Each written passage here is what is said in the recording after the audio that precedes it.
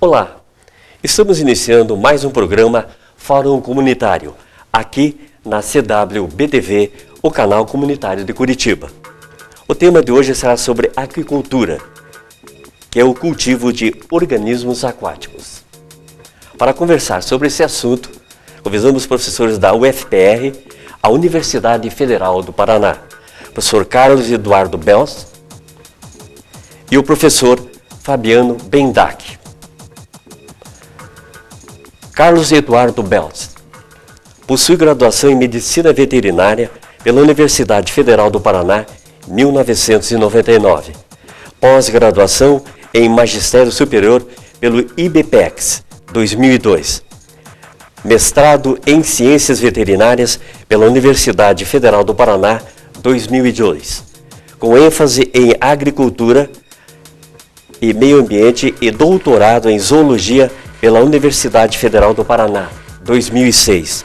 Por 9 anos, foi pesquisador da Divisão de Meio Ambiente do Instituto de Tecnologia para o Desenvolvimento LACTEC, onde ordenou projetos de pesquisas nas áreas de zoologia, bioinvasões, ecologia aplicada, conservação de recursos hídricos, aquicultura, estudos de impactos ambientais e educação ambiental.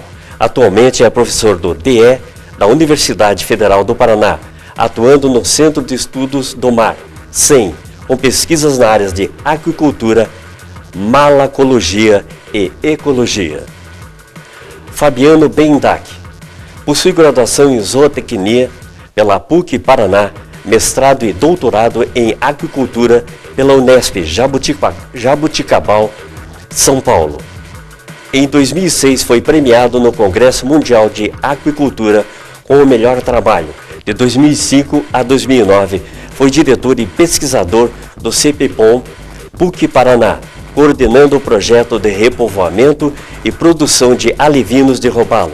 Atualmente é professor adjunto da Universidade Federal do Paraná, com linha de pesquisa em piscicultura e fisiologia aplicada de peixes. Agradecemos a presença dos professores. Professor, a nossa primeira pergunta será dirigida ao professor Fabiano. Professor, primeiramente gostaríamos que nos falasse sobre o que é aquicultura e qual a sua área de abrangência. Primeiramente, queria agradecer a participação, o convite para estar aqui no programa. É uma satisfação poder discutir um pouco sobre essa área que está tão iniciando aqui no Brasil e que já há muitos anos vem se desenvolvendo no mundo. E ela trata, então, como nós falamos agora no início, né? O senhor falou no início, do cultivo dos animais aquáticos. Então, é o cultivo prioritariamente com as espécies com interesse comercial, mas podendo passar também por espécies com interesse para a reposição do ambiente, então de espécies que sejam aquáticas ou que se desenvolvam pelo menos um estágio da sua vida em ambiente aquático, né?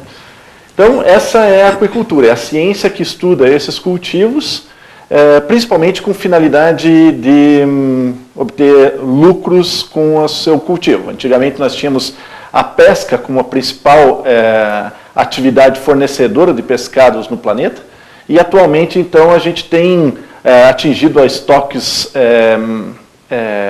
que não conseguem mais sustentar essa demanda pelo pescado a nível mundial, e começou-se então a tentar cultivar esses animais aquáticos para continuar fornecendo o pescado.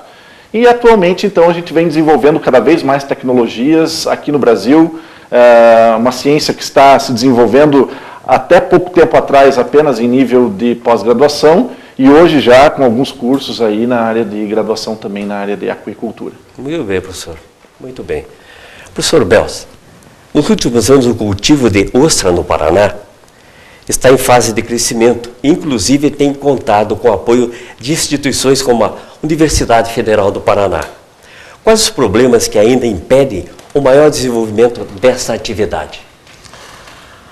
Então, bom, primeiramente também gostaria de agradecer pela oportunidade de participar aqui junto com o Fabiano, que também é meu colega de trabalho lá na universidade. Bom, como o Fabiano estava falando, a aquicultura é uma atividade que está em franca expansão no mundo todo. E o Brasil tem um potencial enorme para desenvolver a atividade também, porque a gente tem disponibilidade de uma grande quantidade de rios, um litoral extenso, que também com áreas abrigadas que dá para desenvolver a atividade. E dependendo da região, dependendo das condições de cada região aí do Brasil, algumas atividades têm um potencial maior de se desenvolver. Então, por exemplo, no Nordeste, o cultivo de camarões marinhos é uma atividade que se desenvolveu bastante. Aqui, próximo da gente, no litoral de Santa Catarina, o cultivo de ostras e mexilhões, o cultivo de moluscos, é a atividade que se desenvolveu. Hoje, Santa Catarina é o maior produtor do Brasil de moluscos. E aqui no Paraná, talvez uma das atividades, não digo a que tem o maior potencial, mas pelo menos a que tem tido mais iniciativas nos últimos tempos, é o cultivo de ostras. Porque o nosso litoral, na verdade, favorece um pouco o cultivo dessa atividade, né? Então a gente tem áreas grandes, áreas de estuários, de baías, áreas abrigadas, de correntes, de ventos, de marés e tudo mais, onde é possível cultivar algumas dessas espécies. Mas, ao mesmo tempo, o nosso litoral também ele limita um pouco a variedade de espécies que podem ser cultivadas. Que a gente tem uma área, por exemplo, de área costeira reduzida, e a gente tem uma área grande de baías, onde tem uma salinidade da água menor e tudo mais. Então, não são todas as espécies que se desenvolvem. Esse acabou direcionando o cultivo aí no Paraná para um cultivo mais da ostra mesmo, que é a chamada ostra do mangue, ostra nativa do nosso litoral aqui do Brasil. Só que a atividade do cultivo de ostra, nos últimos anos, ela tem se focado muito como uma alternativa de renda para comunidades tradicionais. Então, o que dá para perceber assim, é que o cultivo mesmo, a atividade até hoje, ela não foi levada muito a sério como atividade econômica mesmo.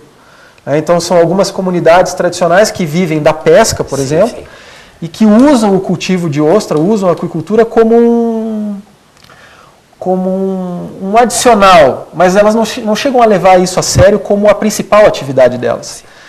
E acho que as políticas de governo também têm falhado um pouco nisso, na hora de planejar melhor a inserção dessa atividade nas comunidades. Isso é uma responsabilidade do ministro? É uma responsabilidade conjunta de vários órgãos, várias pessoas e tal. Tem vários projetos, né, iniciativas boas dentro do litoral, mas eu ainda acho que faltam algumas coisas de trabalhar mais em conjunto, a pesquisa, os órgãos de extensão do Estado, como a Emater, por exemplo, as políticas de governo.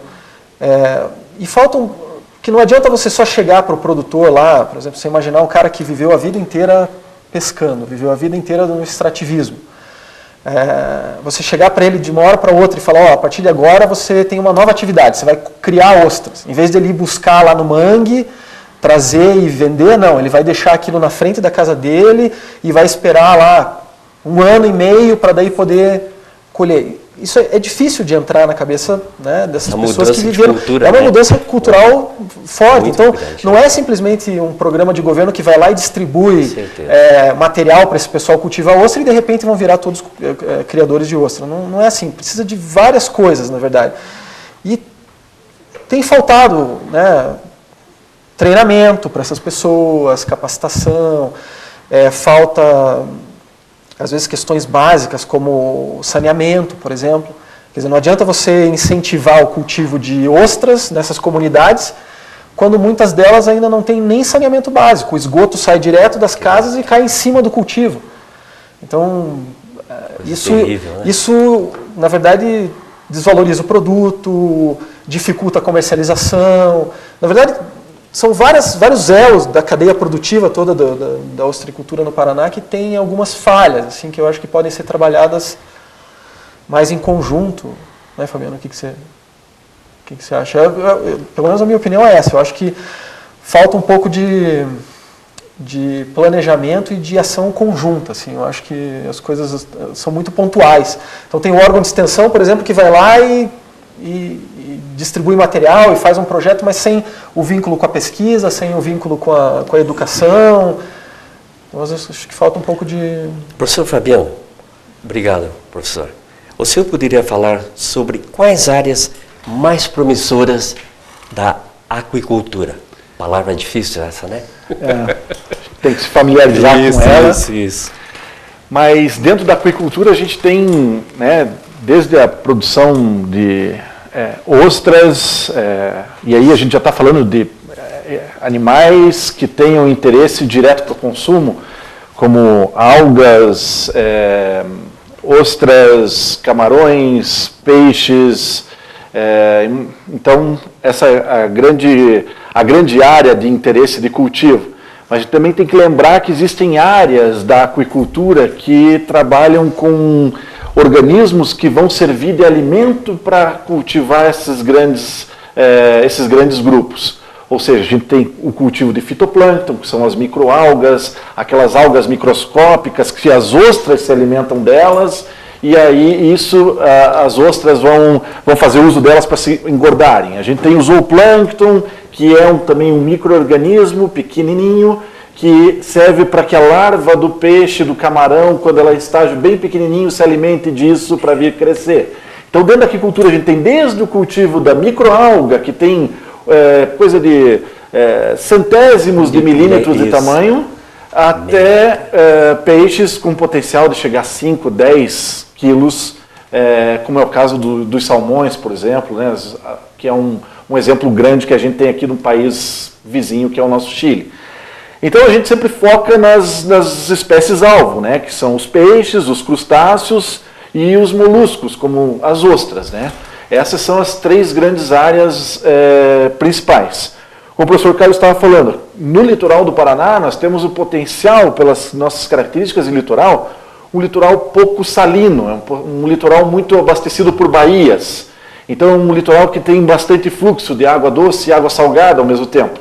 Então a gente tem que olhar para espécies que têm essa adaptação. Como ele falou, a ostra do mangue, a ostra nativa aqui no Paraná, é uma grande espécie para ser investida no nosso litoral, né?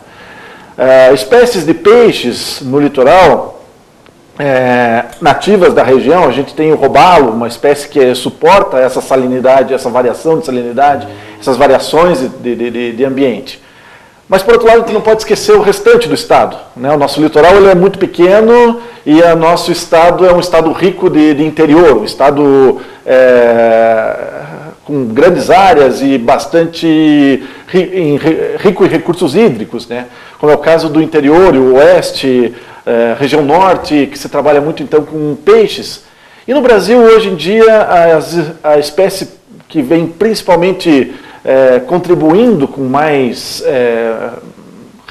recursos aportados na produção então, da aquicultura, são os peixes e os camarões, os peixes de água doce e os camarões marinhos. Essas são as espécies que estão mais sendo cultivadas e com maior potencial. Hoje em dia também nós vemos muito cultivo de tilápia, que é uma espécie de peixe que todos nós estamos acostumados a comer nos restaurantes. É um filé, uma carne branca, muito saborosa.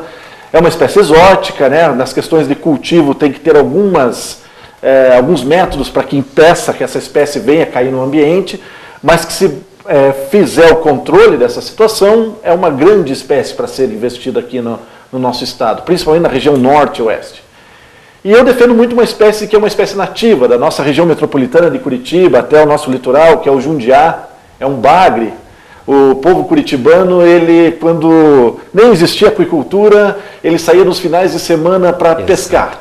E o que ele pescava era o lambari, a traíra e o bagre. E esse bagre é o jundiá, que hoje em dia nós conseguimos já algumas tecnologias para produzir os alevinos, que são os filhotes dessa espécie, né? Essa pergunta que eu ia fazer, né? O que é os alevinos? Algumas rações. Para os nossos telespectadores, né? Entender com certeza os alevinos. Chamou a atenção esse nome. A gente tem alguns vocabulários técnicos que a gente tenta aproximar para não deixar muito difícil o entendimento da área, né? Mas, então, o jundiá também é uma espécie com bastante potencial aqui na região.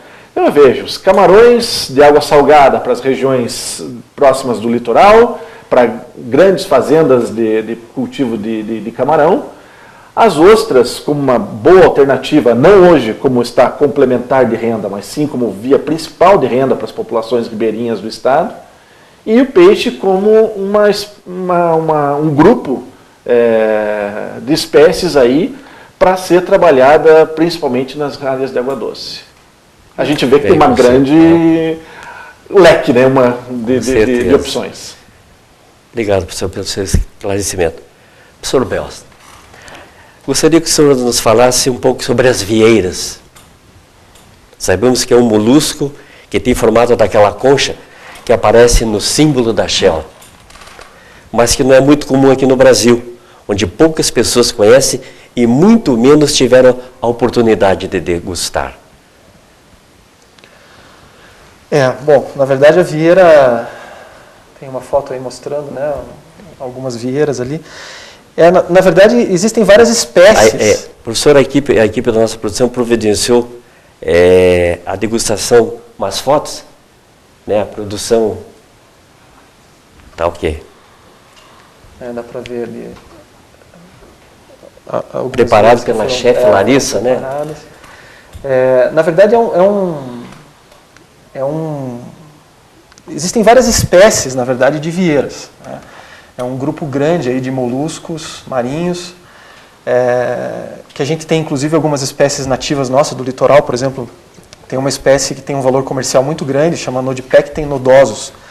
É uma espécie grande de vieira e é nativa de todo o litoral do Brasil, mas por muito tempo, há décadas atrás era fácil de encontrar, até relativamente fácil de encontrar essas vieiras num mergulho, por exemplo, aqui em Santa Catarina, até mesmo no litoral do Paraná. Mas a pesca predatória, por exemplo, a pesca de arrasto, foi um dos motivos que acabou levando a uma redução significativa dos estoques dessas espécies aqui no litoral. E a alternativa hoje em dia é o cultivo dessas espécies. Só que, assim como eu estava comentando do litoral do Paraná, por exemplo, que ele tem características bem específicas, como o Fabiano falou também, na verdade a gente tem uma salinidade mais baixa, porque tem um aporte muito grande de água doce dos rios. Nós temos duas grandes baías, a Baía de Paranaguá e a Baía de Guaratuba, que diminuem bastante a salinidade, né, de uma boa parte aí do nosso litoral. E isso acaba levando a você ter uma limitação das espécies que você pode cultivar. Então, por exemplo, a ostra do mangue é um organismo que se adapta bem a essa menor salinidade. Mas a vieira, por exemplo, ela precisa, primeiro, de uma salinidade mais alta. Então, ou ela é cultivada em locais que não tem muita influência de água doce,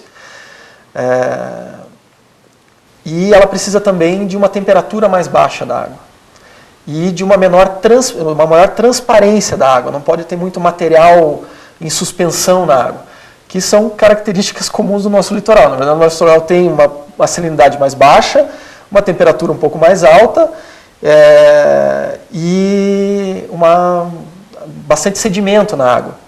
Quando você vai aqui nas praias aqui do litoral, você vê, né, aquela água mais turva e tal. Isso. Aquilo, na verdade, não é sujeira. Aquilo lá é areia, é argila, é fitoplâncton, zooplâncton, são organismos aquáticos microscópicos, mas tudo isso, na verdade, é material em suspensão ali na água que dificulta um pouco para o cultivo dessa espécie. Então, outras regiões do Brasil têm essa possibilidade. Por exemplo, o Rio de Janeiro é um local onde está se desenvolvendo bastante o cultivo dessa espécie. Região de Angra dos Reis, Cabo Frio, até porque tem lá um fenômeno de ressurgência que leva uma água mais fria para aquelas regiões, tem uma água com uma maior transparência. Mas tem pesquisas, aqui em Santa Catarina tem o pessoal tentando também, o laboratório da UFSC ali está tentando desenvolver essa atividade ali em Santa Catarina. E aqui no litoral a gente tentou também, só que daí fazendo um cultivo um pouco diferente, não dentro das baías, mas na região costeira. Um cultivo chamado de cultivo de mar aberto, fora, um pouco mais longe da costa, para justamente tentar pegar essa água com uma maior transparência, uma salinidade mais alta e uma temperatura um pouco mais baixa com o cultivo numa profundidade maior. É uma coisa que acho que ainda mais para frente ainda tem um potencial aí pelo menos um futuro promissor, né? Tem um potencial promissor. Professor Fabiano, como o senhor vê a atual conjuntura política para o setor da aquicultura? Veja, é uma questão abrangente, difícil de a gente abordar assim, né? Claro que a gente vai fazer isso em alguns minutos aqui, mas o que eu vejo que de 10 anos para cá, desde a criação do Ministério da Pesca e Aquicultura pelo governo do presidente Lula, nós temos avançado um pouco em algumas questões, porém, com esse avanço nós começamos a perceber alguns problemas que antes nem poderíamos conhecer que existiriam, né? Por exemplo, até o início da criação do Ministério da Pesca e Aquicultura, nós não tínhamos nenhuma legislação adequada para se tratar de assuntos relacionados a cultivos aquáticos. Principalmente quando se falasse em águas públicas. Se eu quero instalar um cultivo meu na Baía de Paranaguá, na Baía de Guaratuba, na represa de Itaipu, são águas que não têm proprietário, o proprietário é a União. Então, como delimitar essa área? Onde colocar? Quem pode ter acesso a isso? Então, a gente viu muito avanço com a criação do Ministério nessa parte legal, na parte de criação de leis, na parte da distribuição desses espaços. Nós vimos um ganho considerável até então, em escala federal. Isso, há pouco tempo atrás, não tinha chego ainda à escala estadual. Ou seja, os órgãos estaduais responsáveis pelos corpos hídricos ainda não estavam muito familiarizados com essa nova legislação. O que agora, recentemente, a gente já vê muitos deles se atualizando nessa questão legal e vem, então, licenciando essas áreas para a produção. Então a gente vê a base da conjuntura legal, que é a existência da legislação e até o licenciamento dessas atividades. Mas, por outro lado, a gente vê também a demanda pelo pescado, que também vem sendo bastante enfatizado por esses órgãos públicos, que se aumente bastante o consumo do pescado. E no meio disso a gente tem a produção. E a produção, ela precisa, claro, das duas coisas, da demanda e da legalidade.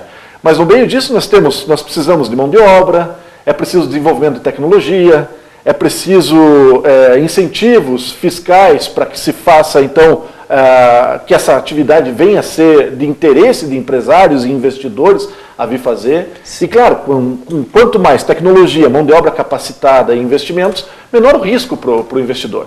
Então, acho que é nesse ponto que a gente está precisando agora um olhar um pouco mais carinhoso do governo em todas as esferas, quando se trata de apoio para qualificação de pessoal, cursos superiores, pesquisa que vai gerar tecnologia para as grandes áreas. Então, acho que é o que está faltando hoje, sem desconsiderar o mérito passado, mas precisamos enfocar bastante, acredito hoje, no treinamento de pessoas e no desenvolvimento de tecnologias. E acho que, na verdade, por exemplo, se a gente for pegar até o gancho a gente está trabalhando, eu e o Fabiano hoje trabalhamos, né, dentro da Universidade Federal do Paraná num curso que foi criado, né, para essa área, para capacitar pessoas para essa área, um curso específico de aquicultura, que era uma coisa que há pouco tempo atrás não existia. Não existia. E hoje em dia você vê aí várias universidades já criando cursos para capacitar pessoas para trabalhar nessa área. Porque eu acho que esse, na verdade, é uma falha ainda, né? Uma falha não, mas uma deficiência ainda para realmente alavancar a atividade. Faltam pessoas treinadas. Faltam pessoas treinadas, é bem isso. Mais pessoas trabalhando na área e isso vai acabar gerando mais demanda para desenvolver a atividade. E até, Carlos, complementando isso, eu vejo que falta jovens com isso. A gente vê muitas pessoas mais velhas, as pessoas que eram sitiantes, as pessoas que eram ribeirinhas lá, que já faziam isso de uma maneira ou outra, acabam buscando um pouquinho mais de informação e conseguindo dar a evolução do seu cultivo. Mas jovens que conheçam o que é a aquicultura, por isso o benefício dessa oportunidade de a gente estar aqui discutindo, né, divulgando a área, e é o que está faltando, jovens interessados para essa área. A gente até vê no perfil, por exemplo, dos alunos que ingressam lá no nosso curso, muitos deles acabam entrando, mas mesmo sem saber, às vezes, exatamente o que ele vai fazer dentro da universidade, o que é o curso. Essa pergunta que nós temos mais alguns minutos, essa pergunta que eu ia fazer, a procura desses jovens nessa área. Como o Fabiano está comentando, na verdade, a gente espera que isso se desenvolva mais a partir do momento que a atividade comece a se expandir e ficar mais conhecida. Mas hoje em dia a procura tem sido baixa. Né? É uma situação até estranha de se ver. A gente tem uma procura baixa pelo curso, mas tem uma procura alta pelos produtores. Né? Quando a gente vê vagas de trabalho, muitas vezes não são preenchidas, ou são preenchidas e não são, a pessoa não se estabelece no emprego por faltar mesmo treinamento e capacitação para esse jovem. Né? Então acho que é uma área bem promissora, isso que a gente acredita na verdade. E um dos objetivos da gente estar aqui discutindo isso também é isso, né? Divulgar a atividade e fazer com que ela seja cada vez mais conhecida. Professor, teria mais uma pergunta aqui, não sei se vai dar tempo, sobre o que o senhor poderia falar sobre a aquicultura, se ela contribui ou prejudica o meio ambiente. Temos mais 2 minutos. Olha, na verdade, se a gente for traçar um paralelo da aquicultura com outras criações animais, por exemplo, é como se em terra, se a gente ainda vivesse, se a gente for traçar um paralelo, por exemplo, da pesca, né, e em terra, por exemplo, é como se a gente hoje ainda caçasse animais. É o que a pesca faz. A pesca é uma atividade extremamente predatória. E tem diminuído os estoques pesqueiros em várias regiões do mundo. Então a aquicultura nesse sentido na verdade, um benefício ao meio ambiente, já que você não está extraindo simplesmente, você está cultivando. Mas ao mesmo tempo é uma atividade que tem seus impactos e isso tem que ser levado em consideração. Eu acho que do mesmo jeito que a pecuária e outras atividades de criação animais estão se adaptando a essas novas realidades de gestão ambiental, de cuidado com os efluentes que são lançados no ambiente, tudo, a aquicultura tem que, ao mesmo tempo, se desenvolver como atividade econômica, mas preocupada com essas questões ambientais, porque ela, ao mesmo tempo que ela é uma atividade que reduz o impacto da extração, mas ela também tem os seus próprios impactos que tem que ser bem pensados. Mas a aquicultura, não podia deixar de falar isso aqui, ela é uma atividade que precisa da água limpa. Sim, com certeza. Então aí você vê como é uma atividade que ela impacta, mas por outro lado ela também cuida da água. Tem que cuidar. Ela cuida do recurso hídrico porque é a base do seu desenvolvimento. Então a aquicultura, acho que ela tem que ser pensada nesse ponto também. Estamos chegando ao final do nosso programa. Gostaria de pedir aos professores que apresentassem as suas considerações finais do nosso programa. Por favor, professor. Bom, primeiramente agradecer de novo pelo convite. Eu acho que é isso. Nós ali dentro da universidade estamos com esse desafio, na verdade, de tentar alavancar a aquicultura aqui no estado do Paraná, assim como outras universidades, outras instituições, outros cursos aqui para o interior também e tudo mais. A gente está aí num grupo de pessoas tentando fazer com que a atividade se desenvolva. E eu acho que é por esse caminho, de divulgar, de discutir esse assunto, falar sobre políticas de governo, planejamento, legislação, uma série de coisas que ainda estão faltando. Professor Fabiano, suas considerações, por gentileza. Deixa aí o nosso contato, nossa abertura para que quem queira nos procurar, desenvolver, ajudar, entrar nessa área, estamos aí abertos, fica o nosso contato para que venham contribuir com esse time de produção de organismos aquáticos. Professores, muitíssimo obrigado. O Fórum Comunitário está chegando ao final. Nós queremos agradecer a audiência de você, telespectador, e voltamos numa próxima oportunidade. Muito obrigado.